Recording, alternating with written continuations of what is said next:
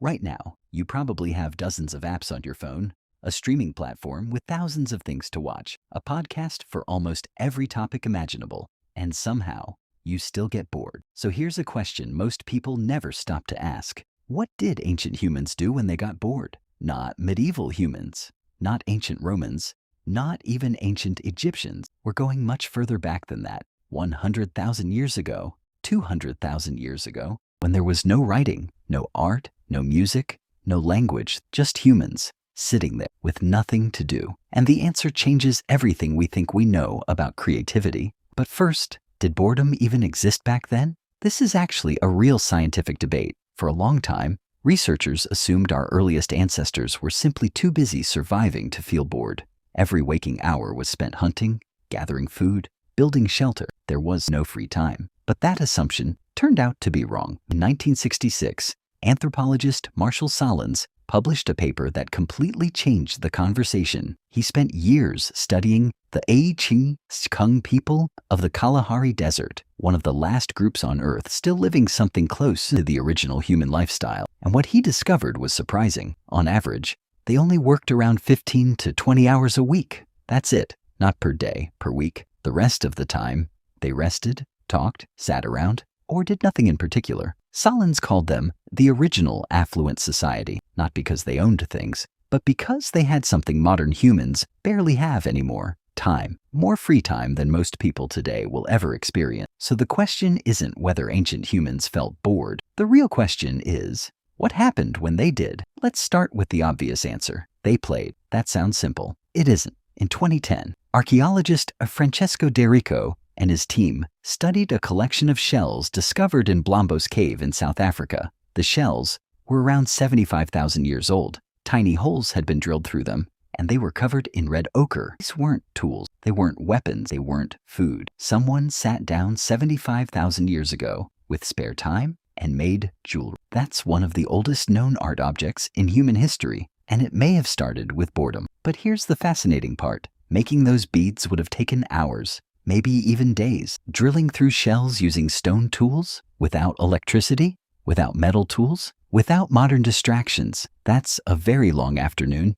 And they still did it, because the alternative was probably sitting in silence, staring at the wall of a cave. Necessity didn't invent art. Boredom did. And the exact same pattern appears with music. In 2008, researchers excavating a cave in southern Germany discovered a flute made from the bone of a vulture. It had 5 finger holes, and it was over 40,000 years old. Think about that. Someone living before agriculture, before cities, before civilization itself, sat down with a bird bone and invented music. Not because they needed to survive, because they had time. And it turns out, music might be one of the oldest things the human brain naturally creates when it has nothing else to focus on. Neuroscientist Daniel Levitin, who studies the origins of music, argues that musical ability may actually be older than language itself. Our brains were responding to rhythm and melody long before we could form complex sentences. Because rhythm is pattern recognition, and pattern recognition kept humans alive. But boredom didn't just create art and music. It may have created something even more powerful: imagination. Think about this for a second. You cannot feel bored unless you understand time. To feel bored, you need to recognize that this moment is lasting too long, that something else could be happening instead, that the future exists, and it could be better than the present. In a very real way, boredom may be the first sign that a brain has developed the ability to imagine things that don't exist yet. Animals don't experience boredom the same way humans do. A dog waiting for its owner isn't sitting there imagining alternative futures. It's simply waiting. But a human sitting beside a fire 100,000 years ago, with nothing happening, starts wondering, what if tomorrow's hunt fails? What if that sound outside is a predator? What's beyond those mountains? What happens after death? Every question religion has ever asked, every question philosophy has explored, every question science still struggles to answer, all of them may have started the exact same way. Someone got bored, and their mind started wandering. In 2013, psychologist Sandy Mann published research showing that boredom significantly increases creativity. She gave participants an extremely boring task, copying numbers from a phone book, and then immediately tested their creative thinking. the bored participants performed dramatically better because boredom forces the brain to generate stimulation from within. And the human brain, when left alone with its own thoughts, is extraordinary. But there's one more thing ancient humans did when they were bored, and it might have been the most important thing of all. They talked, not about hunting, not about food, not about survival.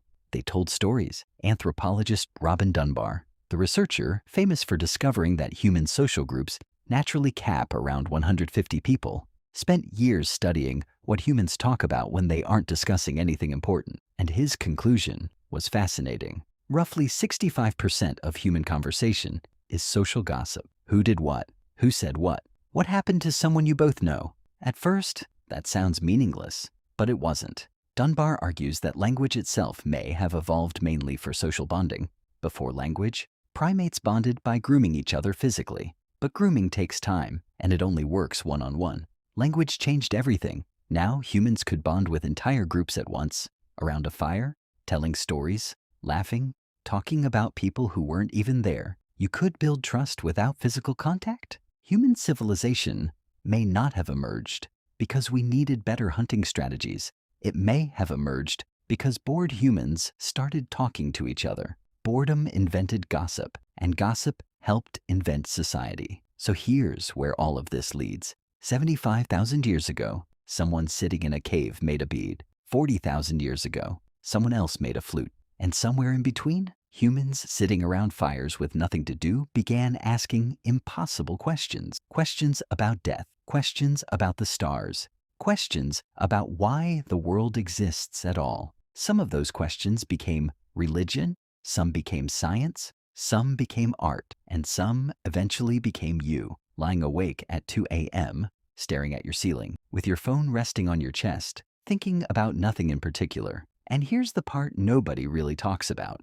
When boredom disappears completely, cognitive overload. When every second of your life is filled with stimulation, the brain never gets the quiet moments it was designed for. Moments to process, moments to reflect, moments to create. Neuroscientists call it the default mode network, the system in your brain that activates when you're technically doing nothing. And strangely enough, it's deeply connected to creativity, self-reflection, and empathy. But it only activates when your mind is allowed to wander. We spent hundreds of thousands of years learning how to turn silence into meaning. Then, we invented smartphones and started eliminating silence entirely. But every time you put your phone down for a moment, every time your thoughts begin drifting, and you allow them to, you're doing the exact same thing that person in the cave was doing, the same thing that created the bead, the same thing that created the flute, the same thing that looked up at the stars and asked why. Boredom didn't hold ancient humans back. It may have been the thing that made them human.